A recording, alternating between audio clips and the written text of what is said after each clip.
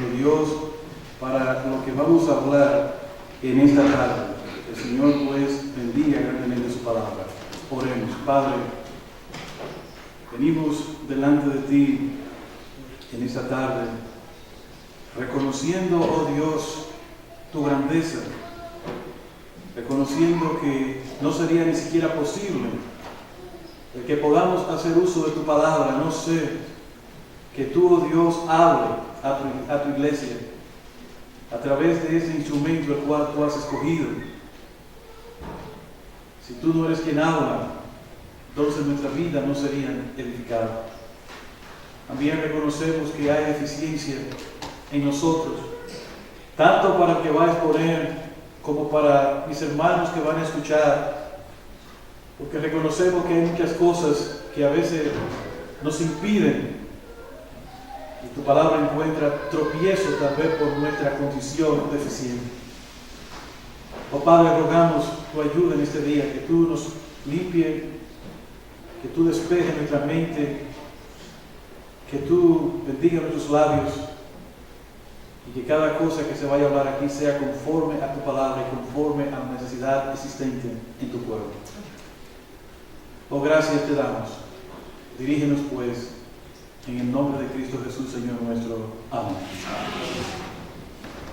Hermano, casi estamos mirando el año 2012 irse. Este no es un mensaje acerca del final del año, pero en el año 2012 yo estoy casi seguro que todos nosotros, en una manera u otra, tuvimos algunos percances, algunas situaciones, tuvimos también algunos momentos difíciles durante el año 2012.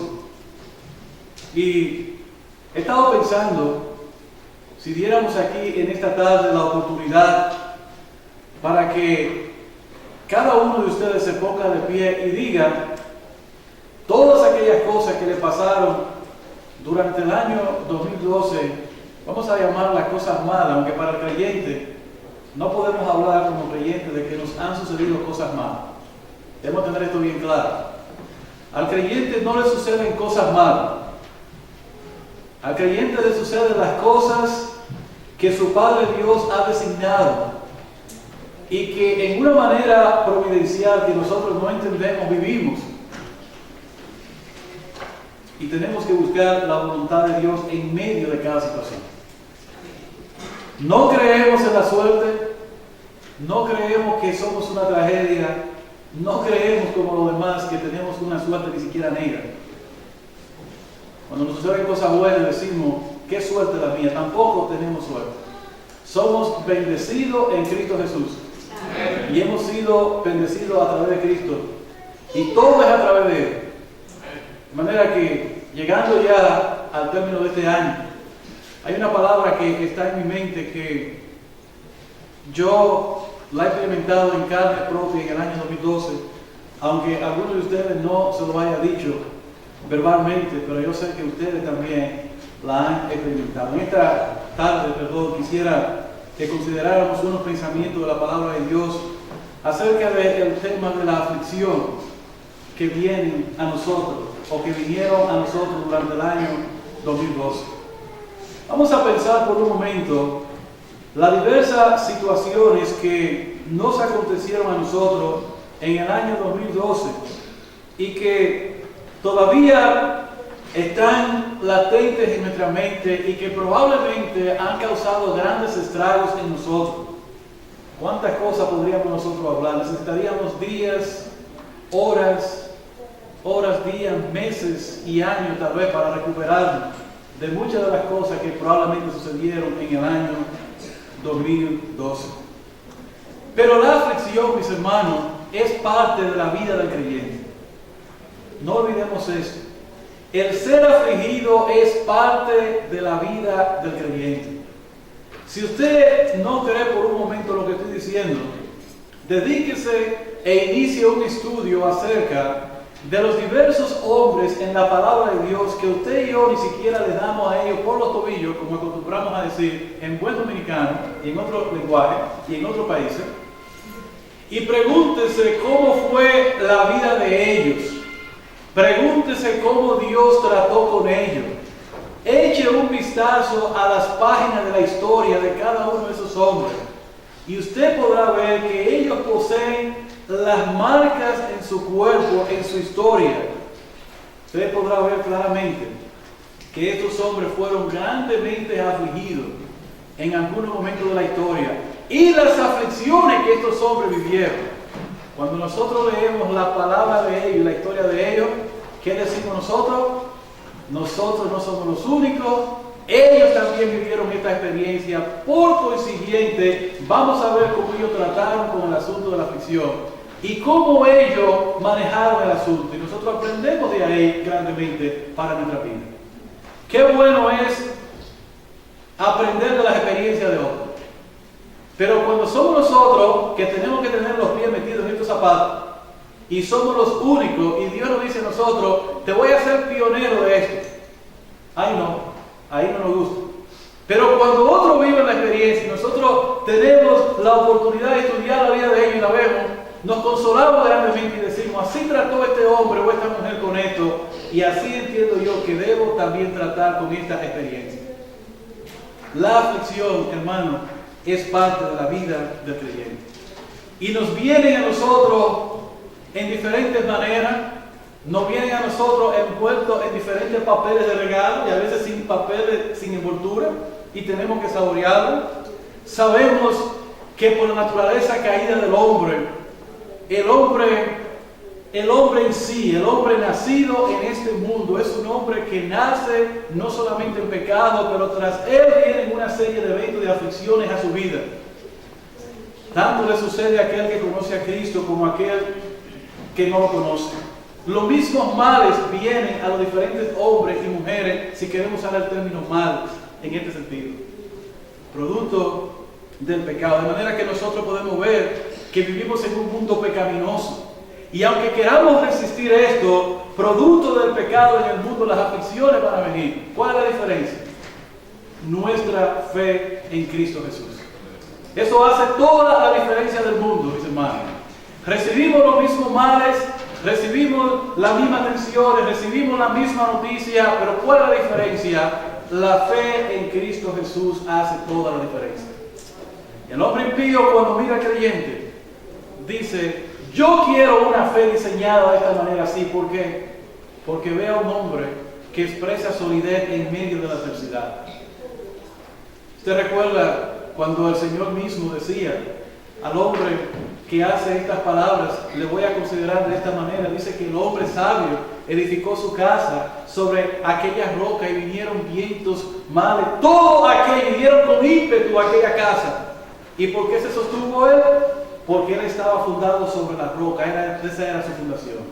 En la aflicción va a depender mucho sobre qué base están edificadas nuestras vidas. Sin embargo, el hombre necio edificó su casa sobre la arena, sobre algo que se podía hundir en cualquier momento. Y cuando llegaron los mismos mares, su casa no perseveró, porque él estaba fundado sobre una base que no era sólida. De manera que aquí todo lo hace ciertamente nuestra base, nuestro fundamento. Nosotros estamos fundados ciertamente en el Señor.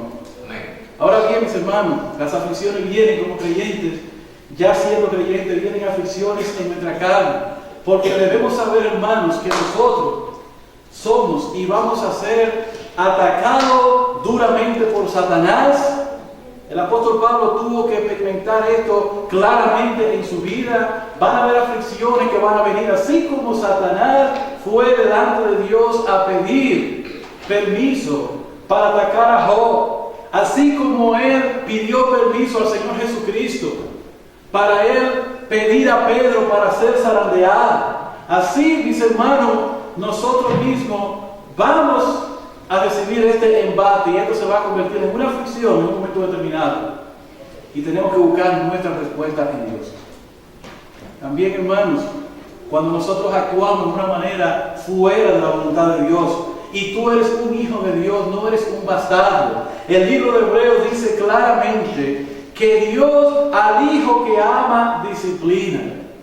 Si tú no estás actuando en los parámetros de Dios, debes esperar tu yaguazo, perdona la expresión. Debes esperar que Dios, que te ama, te va a tomar y va a tratar contigo de una manera especial. Y tú vas a sentir esta gran aflicción que es una disciplina en tu vida, que tú vas a sentir como que todo se está saliendo a la vuelta hacia. Dios trata con sus hijos. De manera, hermano, que la aflicción va a venir a tu vida y a mi vida de diferentes lugares. Y cuando hablamos de aflicción, hermano, para que podamos entender el concepto, porque es amplio, cuando hablamos de aflicción estamos hablando de adversidad, estamos hablando de angustia, estamos hablando de calamidad, dolor, miseria, padecimiento, quebrantamiento, sufrimiento, tribulaciones. Estas son terminología o términos asociados ciertamente con el término aflicción. Ahora, si nosotros podemos recordar las palabras del Maestro en cuanto a esta situación que llegue a nuestra vida, cuando seamos afligidos, deberíamos de ir ciertamente a San Juan capítulo 16, versículo 33, donde el Señor allí expresó claramente cuál debe de ser nuestra actitud en medio de esta aflicción. Le voy a invitar a San Juan capítulo 16, versículo 33, para que tengamos este texto en la mente mientras tenemos estos pensamientos de la palabra de Dios. San Juan capítulo 16, versículo 33, el Señor expresó lo siguiente: estas cosas os he hablado. Cuando el Señor dice esta cosa os he hablado, deberíamos de tomar en cuenta todas las cosas que el Señor ha enseñado a los discípulos antes de llegar a esta declaración, con un solo propósito, para que podamos entender al Señor. Esta cosa os he hablado, dijo el Señor, para que en mí tengáis paz. En el mundo tendréis aflicción, pero confiad, yo he vencido al mundo. Entonces yo quiero probar, yo quiero dar una alternativa fácil a todos ustedes que han sido afligidos, al igual que yo en el año 2012 y a otros que ustedes conocen. Hay una sola manera de escapar la aflicción. ¿Sabe cuál es? No estar vivo. ¿Sí? Yo voy a dar una recomendación práctica. ¿Usted no quiere tener aflicciones en este mundo de la carne? Pídale al Señor que se lo lleve. ¿Cuánto estarían dispuestos a decir el Señor quiero? Para acabar con esta aflicción que tengo. ¿Verdad que no? Entonces, como usted no está dispuesto a orar de esta manera y usted no quiere que el Señor se lo lleve ahora, usted quiere durar más tiempo aquí, entonces apréndase los principios prácticos y vea la vida y estudie la vida de aquellos que han sido afligidos, para que pueda entonces usted soportar las aflicciones, porque van a venir. Ahora el Señor en este versículo pone de manifiesto algo que debería de estar grabado en nuestra mente, mis hermanos. Es una realidad. En el mundo tendréis aflicción. ¿Qué es lo que el Señor está diciendo? El Señor está diciendo aquí que todos los que le siguen a Él, todos los creyentes, durante el curso de sus vidas, tendrán aflicciones, quiéranlo o no. Eso es lo que el Señor está diciendo. Ahora yo añado a este pensamiento del Señor, no porque estoy añadiendo la palabra de Dios, ese es mi convencimiento en este aspecto de que ciertamente si la realidad de la aflicción es real en nosotros, yo creo que vamos a superar la aflicción y vamos a, no a superarla, pero vamos a poder resistir y vamos a poder estar fuertes en este sentido, dependiendo del grado de madurez y conocimiento que haya en nosotros acerca de la palabra de Dios. Si usted es una persona que entiende la palabra de Dios, que tiene conocimiento de la palabra de Dios, que usted es una persona que ha madurado en el Señor, usted va a estar en una posición más fácil y mejor posicionada para poder resistir. Y dependiendo cómo usted actúe, usted o va a glorificar el nombre de Dios en esta situación que le está pasando, o usted vendrá a ser un gran espectáculo al mundo caído que no tiene esperanza. Porque cuando el salmista se veía afligido grandemente, ¿sabe lo que decían la gente de afuera? ¡Líbrame Dios! ¡Mira cómo está! Y él buscaba su refugio en el Señor. Qué desastroso sería que nosotros, siendo creyentes, teniendo todos los recursos necesarios para poder lidiar con la aflicción, con las situaciones adversas que se van a presentar en nuestra vida.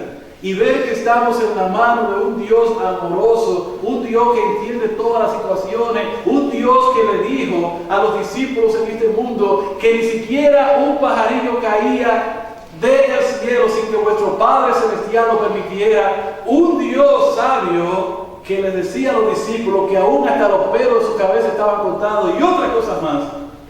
Qué difícil, hermano, en un momento así que nosotros no podamos recordar todas estas cosas que el Señor dijo. El Señor nos tiene a nosotros en sus manos. En sus manos. Ahora el Señor dijo algo en este texto. En el mundo tendré aflicción. Es una realidad inevitable.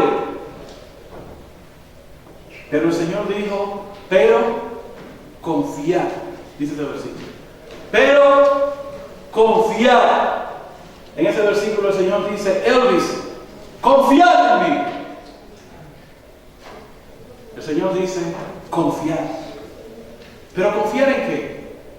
Confiar en todas las cosas que yo he dicho, dice el versículo ahí mismo, en la parte primera, para que podáis tener la paz necesaria en el momento que llegue la aflicción, porque es inevitable que esto va a llegar. Pero confiar. Yo he vencido al mundo. Hermanos, si vamos a pensar y vamos a ver nuestras aflicciones, tenemos que mirar a Cristo y tenemos que mirar lo que el Señor hizo en el mundo, cómo esto me beneficia a mí.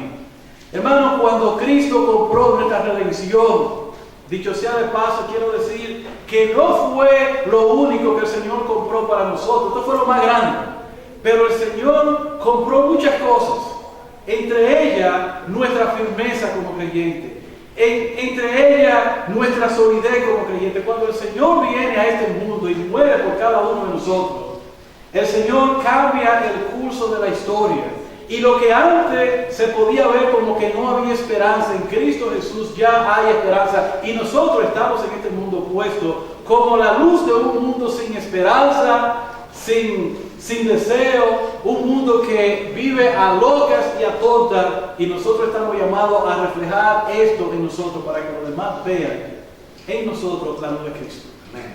Por eso cuando la palabra de Dios, cuando el Señor dice vosotros sois la luz del mundo, Él está hablando que nosotros somos aquellos a los cuales un mundo sin esperanza va a mirar. Y si un mundo sin esperanza nos ve a nosotros y ve que en el momento de las circunstancias de lo que está pasando, ve que nosotros estamos confiando en el Señor, estamos mandando sin lugar a dudas un mensaje a este mundo que está desesperanzado y que no tiene esperanza. De manera, hermano, que el Señor dijo que confiáramos en la obra que Él hizo. El Señor dijo, confía, confía, confía. Yo he vencido al mundo. Y el Señor, hermano, en este sentido, nos invita a que confiemos en Él. Ahora, pensando en el tema de la aflicción, lo cual confieso que no es fácil, y sé que no voy a dar la oportunidad a ninguno de ustedes para que cuente cómo ha sido sacudido en este año, porque no terminaríamos y se nos va a ir el tiempo. Yo confío que a lo menos cada uno de ustedes que está aquí en una manera promedio ha tal vez recibido a lo menos 5 incidentes en su vida, o tal vez uno que vale por 20 o 30 y que lo ha sacudido de un fuego. Y es probable que nosotros tengamos las marcas todavía de estos eventos que han acontecido y que nos hayan afectado tal vez grandemente. De ahí que, hermanos, en el proceso de la aflicción nosotros debemos recordar 4 cosas que son importantes en esta tarde que quiero brevemente compartir con ustedes. La primera de ellas, que como la aflicción es algo inevitable, y no estoy asustando a nadie con esto, si eres creyente, tú vas a ser afligido en algún momento determinado. El Señor lo dice en este pasaje, en el mundo tendréis aflicciones por diferentes cosas, confiad, yo he vencido al mundo. Una de las primeras cosas que nosotros debemos recordar es las promesas del Señor. Las promesas del Señor. La segunda cosa que nosotros deberíamos recordar en medio de la aflicción es que Dios tiene propósito para con sus hijos. Dios tiene propósito para con sus hijos.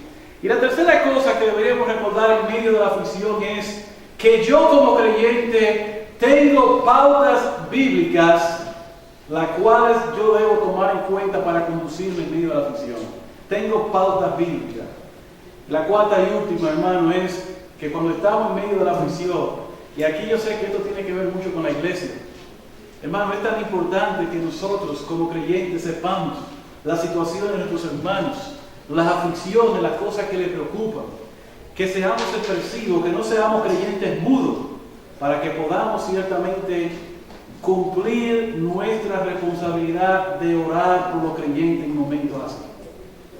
Tu hermano te necesita tu abrazo, necesita tu oración, necesita saber qué está pasando contigo, ¿para qué? Para él orar, extenderte el brazo, darte la ayuda que tú necesitas. De manera que si nosotros queremos cumplir el ciclo completo de la aflicción y actuar sabiamente, deberíamos de considerar a lo menos estos cuatro puntos de los cuales quiero tratar brevemente. En primer lugar, la promesa. El Señor dice en este pasaje, confiar en mí. Ahora, yo sé, hermanos, que si yo le digo a ustedes, confíen en mí, usted dice, bueno, ok, es solo un pensamiento, pero ¿de quién viene este pensamiento?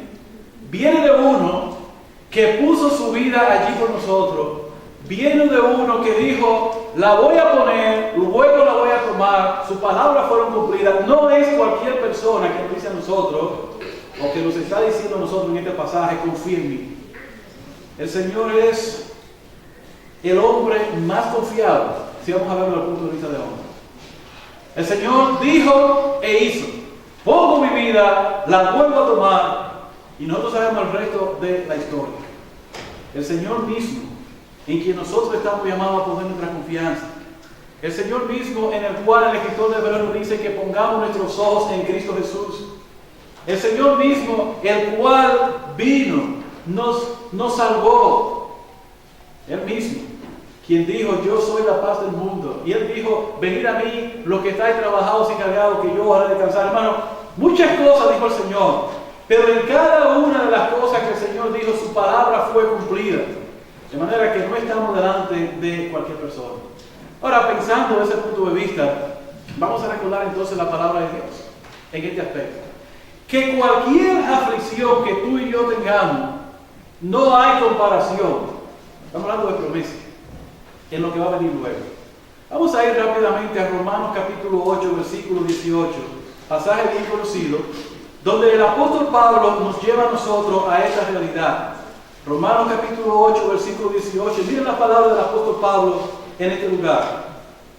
El apóstol Pablo dice claramente, pues tengo por cierto que las aflicciones del tiempo presente no son comparables con la gloria venidera que en nosotros ha de manifestarse. Tengo por cierto, el apóstol Pablo dijo, tengo esta seguridad. ¿Cuál es la seguridad? Que nada de lo que me esté estorbando como aflicción, usted puede nombrar sus aflicciones ahora, nada de esto es comparable con la gloria que luego se va a manifestar. Oh hermano, a veces nosotros pensamos que esto es el cielo aquí en la tierra. ¿Cuántos de ustedes a veces piensan que esto es el cielo? Esto no es nada, ni siquiera cerca comparado con lo que viene. Con lo que viene. Con lo que viene. El único hombre que tenemos conocimiento, que se le dio la oportunidad de poder echar un vistazo al tercer cielo, fue el apóstol Pablo. Y Pablo no lo pudo describir y dijo, cosa que a hombre no se le ha dado para que pueda escuchar. Tremenda revelación. Ahora, a veces nosotros nos acostumbramos aquí a la comodidad, nos acostumbramos a los carros, a los televisores, a todo lo que hay de comodidad en este mundo. Y nosotros pensamos que el cielo está aquí, pero esto es la tierra, aquí muere el pecado. Nosotros aquí vamos a dejar todo, sin duda nada hemos traído, nada habremos de sacar, aquí se queda todo. Lo que más amamos se queda aquí. Lo que nosotros tal vez queremos se va a quedar aquí. Ahora, sí sabemos que aunque este cuerpo que está aquí, este cuerpo que usted está mirando, y el cuerpo suyo que está aquí, se deshiciese, sabemos que tenemos una morada allá arriba. Ahora, nada de esto va para allá arriba. Por eso yo no sé por qué la gente se hace cirugía. No sé por qué la gente inventa muchísimas cosas para hacerse sentir bien cuando todo eso se va a quedar. La verdad, hermano, que no me imagino cómo será aquello. Pero la gloria que ha de ser manifestada va a sobrepasar todo lo que nosotros podamos. Entonces, ese pensamiento debe estar en nosotros y ver ciertamente que esto, como el apóstol Pablo dice aquí en este pasaje, claramente, esto pequeño, esta pequeña aflicción, esto que está aquí, no es comparable con la gloria venidera que ha de manifestarse. Debemos pensar en esta promesa maravillosa hacia allá. Otra cosa que debemos recordar, hablando de promesa, mis hermanos, es en el Salmo 34, podemos buscarlo rápidamente. Otro pasaje que es bien conocido, pero que debemos recordarlo también. En el versículo 19 y 20, el salmista dijo esta siguiente palabra, Salmo de David: muchas son las aflicciones del justo, pero de todas ellas le librará Jehová. Muchas son las aflicciones del justo, pero de todas ellas le librará Jehová. ¿Qué es lo que David quiere decir en este pasaje, mis hermanos? Sabemos y entendemos la realidad de las aflicciones. El Señor nos va a librar de todas ellas. Hermano, yo quiero pausar para decir que lo que David está diciendo aquí no es que las aflicciones no van a llegar a nosotros, sino es que nuestra actitud, nuestro sentir, lo que va a suceder con nosotros, Dios nos va a librar de todas esas cosas, porque hay algo muy importante. No vamos a escapar de la realidad de las aflicciones en este mundo. Otros no escaparon, porque nosotros. Pero el poder lidiar con estas aflicciones que van a venir a nuestra vida, solamente esto está en Dios, el librarnos de eso. Las aflicciones llegan a nosotros, nos chocan duro. Yo quiero decirle, hermano, que no todos tenemos la misma resistencia. Algunos de nosotros, cuando vienen las aflicciones, nos volvemos locos. Algunos de nosotros las entristecemos. Algunos quisiéramos salir por ahí afuera y oramos mal y decimos: Señor, ¿por qué no terminamos con todo esto de una vez? Y se trae este carro y estoy delante de tu presencia. Cuidado, porque eso es pedir que Dios nos quite la vida, ¿verdad? Hay que dejar que Dios se lleve a uno cuando quiera. Hay gente cuando está afligido que le gusta tomar decisiones rápidas. Y una de las cosas que nosotros debemos tomar en cuenta cuando vienen esos momentos difíciles es allí mismo hacer lo que hizo Job. Cuando Job recibió todas estas noticias en su vida, dice la palabra de Dios allí que él rasgó su vestido y que él dijo: desnudo salí del vientre de mi madre. Y dice la palabra de Dios que él allí adoró.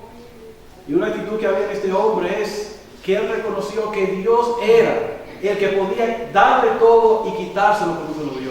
Hermano, el Dios tuyo te ha dado lo que tú tienes. Y mañana a las 8 de la mañana te puede despertar sin tener nada. ¿Y sabes lo que tienes que hacer? Postrarte allí. Y eso es lo que yo tengo que hacer. Y decir: Dios me lo dio, Dios me lo quitó, sea el nombre de Jehová bendito. Pero nosotros en la aflicción empezamos a quejar. Empezamos a turbar. Y no recordamos lo que somos. Y no recordamos lo que Dios ciertamente ha estado haciendo con nosotros. Y el camino tan lejos que Dios nos ha traído para llegar a donde estamos el día de hoy. Hermanos, por eso es que el creyente no puede tenerle amor a nada. He conocido personas que lo tienen todo y en un abrir y cerrar de ojos lo pierden. ¿Cuántos de ustedes conocen a Donald Trump? Donald Trump, ese hombre arrogante que aparece en la televisión. Ese hombre estaba triste cuando lo llevaron a un programa de televisión en la noche. Él se acostó siendo un día, óigame bien, billonario. Y al otro día estaba triste porque se despertó siendo millonario. Yo sé que algunos de ustedes van a decir: pero qué loco. No, hermana, que tú no entiendes. Él se acostó siendo billonario, billones. Y al otro día se levantó siendo millonario. Estaba triste porque él no podía perder esa fortuna. Y tú y yo, que no sabemos lo que es un millón, a veces perdemos 100 pesos, $1000. No sé cuántos de ustedes han perdido algo. Yo he perdido dinero. Y a veces uno está con el moco hacia abajo. Lo duro que cuesta ganarse el dinero. Usted sabe lo que yo tengo que hablar para ganarme 100 pesos en la oficina. Pero no hablar mentira, hablar verdad. Y la tarjeta que usted tiene que ponchar para ganarse el dinero. Óigame, y a veces uno tiene situaciones en la vida que uno quisiera, uno se entristece. Sonríe, como decía alguien por ahí, Cristo te ama. Dale gracias a Dios, glorifica el nombre de Dios, porque si Él te lo dio, Él te lo quitó. Miren, las cosas del Señor son así. A veces usted pierde algo, y usted se enoja, y lo encuentra una persona que Dios le está supliendo, y usted no lo sabe, pero se va a enterar aquel día que los $1000 que usted perdió, le encontró uno que lo necesitaba más que usted. Y te va a decir, Señor, pero ¿por qué no le diste 500 y a mí 500? Queriendo dividir el asunto. Ahora, hermanos, el salmista dice aquí, muchas son las aflicciones del justo, pero de todas ellas Dios le va a librar. Él guardará todos sus huesos, ni uno de ellos será quebrantado. Hermano, que la aflicción no llegue a tu vida de manera tal que cuando te toque, te deje totalmente inerte, porque tú eres un hijo de Dios que debe recordar esta promesa. Segunda cosa, los propósitos. Hermanos, el Dios nuestro tiene propósito. Y la verdad es que el Dios nuestro tiene propósito, y en cada uno de esos propósitos nosotros estamos llamados a ¿qué? A glorificar su nombre. Hermano, lo siento mucho decir, pero cuando yo veo la palabra de Dios, yo veo la vida de cada uno de estos hombres, veo a Abraham, veo a Job, veo a David, veo a Pedro. En todos estos ejemplos, Dios se glorificó. Pero ellos fueron el chivo expiatorio. Ellos fueron quienes sufrieron los embates en su cuerpo, y nosotros estamos llamados a glorificar el nombre de Dios. Dios debe glorificarse en la vida de sus hijos. Cuando usted oye la historia de misioneros que lo mandan a algún lugar y allá se lo comieron los caníbales, o usted oye de tragedias que pasaron, situaciones que pasaron, el ejemplo y la biografía de esos hombres se estudian el día de hoy. Y usted dice, ¿pero qué hombre es este? Y usted ve su debilidad, su fuerza. Pero todo eso se escribe, ¿sabe para qué? Para que nosotros lo veamos como un ejemplo el día de hoy. Y aprendamos también que nuestra vida es para glorificar el nombre de nuestro Dios. Muchos hombres glorificaron ciertamente el nombre de Dios. Algunos promovieron la gloria de Dios con sus situaciones. Otros pudieron mostrar ciertamente la fidelidad de Dios. El apóstol Pablo decía claramente que las cosas que a él le habían sucedido redundaban, ¿saben para qué? Para que otros hermanos, para que la vida de otros hermanos fuera mejorada. Porque ellos se animaron y oraron. Hay hermanos que no oraban, pero cuando Pablo sufrió las aflicciones que sufrió, movió a esos hermanos a orar. De manera que Dios se glorifica en todas las cosas. En muchas ocasiones los propósitos van a ser para conocer la voluntad de Dios. En algunas ocasiones para hacernos volver a Dios. ¿Usted recuerda al pueblo de Israel en el desierto? Cuando ellos actuaban de una manera desleal a Dios, Dios mandaba todas estas aflicciones y el pueblo venía de regreso. ¿Para qué? A confesar su pecado, para arrepentirse. Estoy mencionando términos generales que tal vez no podríamos ver ciertamente por el tiempo. En algunas ocasiones las aflicciones vienen para que confesemos nuestro pecado. Porque nos hemos cauterizado tanto en nuestra vida que hemos olvidado y hemos pecado delante de Dios y no hemos confesado nuestro pecado. Y Dios nos aflige para que nosotros nos volvamos a Él y confesemos ciertamente nuestro pecado. En algunas ocasiones es para Dios probar la sinceridad que hay en el corazón. Y en otras ocasiones Dios prueba nuestra fe. Cuando Dios habló a Abraham y le dijo, sacrifica a tu hijo en el monte Moriah.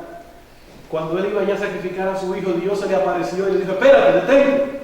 Y pudo probar la fidelidad de aquel hombre. En otras ocasiones, hermanos, somos afligidos en diversas maneras también para el avance del Evangelio. Usted recuerda el apóstol Pablo, cuando en algunas ocasiones la iglesia ellos fueron afligidos, fueron perseguidos, fueron atribulados, salieron a otro lugar. ¿Y qué hicieron? Empezaron a expandir, el Evangelio empezó a expandirse porque ya empezaron a predicar el Evangelio. Ahora yo quiero, hermano, estamos llegando, déjenme unos minutos más, que nosotros pensemos en estas pautas bíblicas durante la aflicción. ¿Qué debe de hacer un creyente cuando está afligido? Hay una sola respuesta. ¿Cuál usted cree que es? Orar. Orar. ¿Y por qué la gente cuando está afligida sale corriendo de la iglesia? ¿Y por qué los bancos están vacíos en las iglesias? Santiago nos da la respuesta, Santiago 5:13, vayamos ahí por un momentito, por favor. Miren lo que Santiago dice. Yo creo que esta respuesta nos va a ayudar mucho a nosotros en esta tarde. ¿Está alguno de vosotros afligido? Santiago 5:13, pregunta él. Haya oración. ¿Dónde están los hermanos que están afligidos? En la casa, buscando otro entretenimiento. Encuéntralo en la casa, encuéntralo en la tienda distrayéndose, encuéntralo en el cine mirando la película, encuéntralo en Facebook, encuéntralo en MySpace, encuéntralo en otro lugar en la línea de teléfono, hablando cosas que no tiene que hablar, hablando con las personas equivocadas en vez de hablar con su Dios. ¿Dónde están los hermanos afligidos? En cualquier otro lugar podrás encontrarlo, menos en la iglesia donde deberían de estar, orando a su Dios.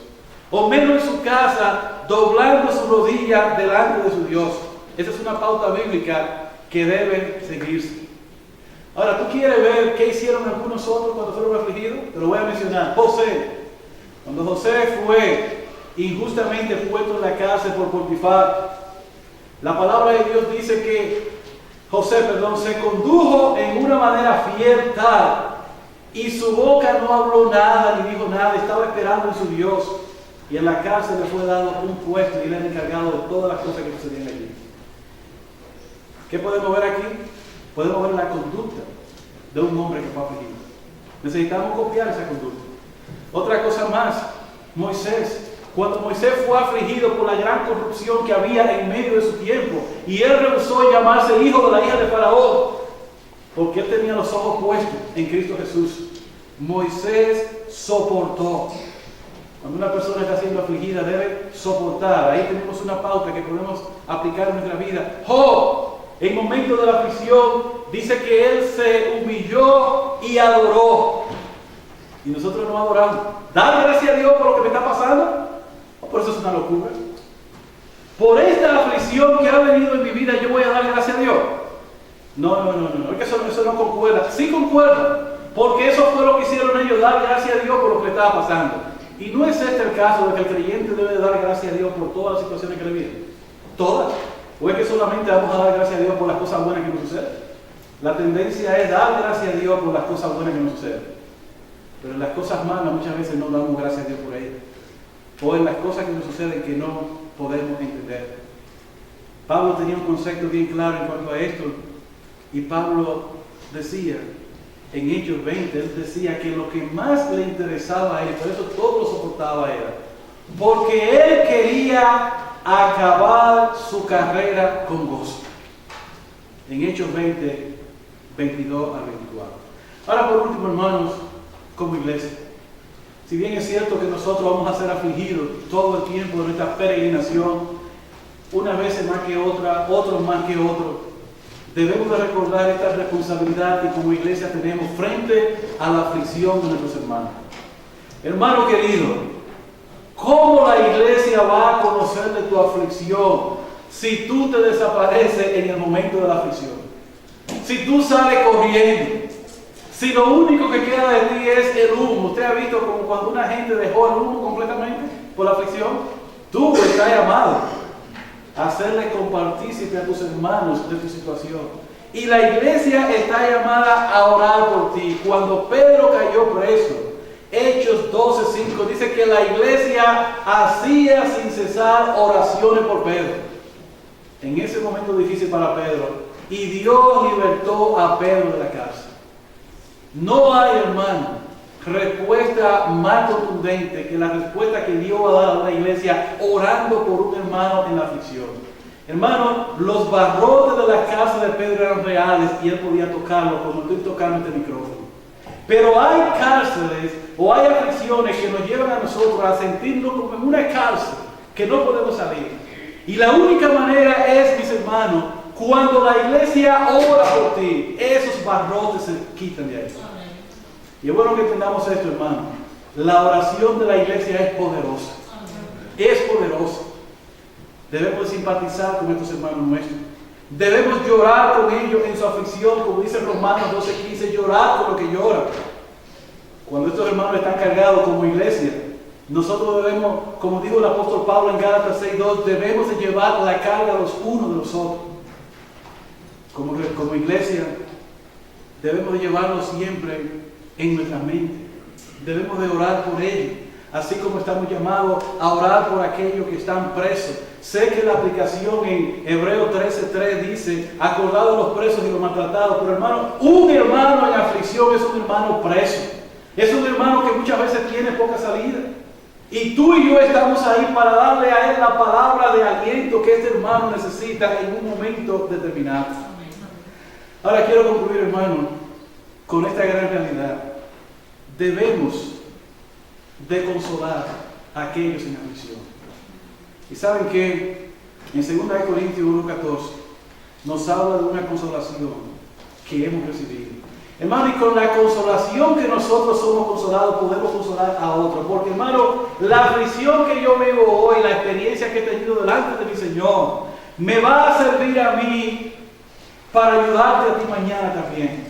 Qué bueno es que nosotros podemos tratar con hermanos que han estado en los mismos zapatos de nosotros en el día de hoy. Y estos hermanos que están aquí en la Biblia estuvieron en unos zapatos que no son diferentes a los nuestros. Lo dejamos hasta aquí, hermano, por el tiempo. Pero damos gracias al Señor. Y recordemos el pasaje en San Juan 16:33. El Señor dijo: en el mundo tendréis aflicción. Es una realidad. Pero confiad, porque yo he vencido. Hermano, te presento a tu Señor delante de ti. Y yo me lo presento a mí mismo también. Todas estas aflicciones que hemos tenido en el 2012, en ellas es probable que hayamos faltado a nuestro Señor. Pero recordemos una cosa: el Señor está con nosotros y también va a estar en todas las aflicciones en el 2013. Que el Señor nos ayude. Padre, gracias por tu palabra en este día. Sabemos que no hay comparación cuando tenemos nuestra confianza en ti. Ayúdanos y gracias por tu palabra, la cual tú nos has permitido tratar en este día. Bendícenos por ese día, en el nombre de Cristo Jesús, Señor nuestro. Amén.